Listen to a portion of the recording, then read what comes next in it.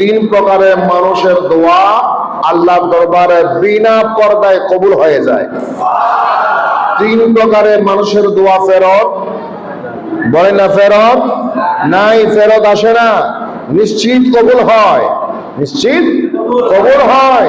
এক নম্বর হচ্ছে দাওয়াতুল মাজলুম, নির্যাতিত মানুষের দোয়া। যারা মজলুম, যাদের উপর জুলুম করা হয়, ওই নির্যাতিত মানুষ যখন ফরিয়াদ করে কার কাছে? জোরে বলেন, আল্লাহর দরবারে ফরিয়াদ করে, মোনাজাত করে, ওই মজলুমের দোয়া আল্লাহর দরবারে কবুল হয়ে যায়। তখন সেই মজলুম যার পক্ষে যেই জন্য হাত তোলেন আল্লাহ কবুল করে নেন।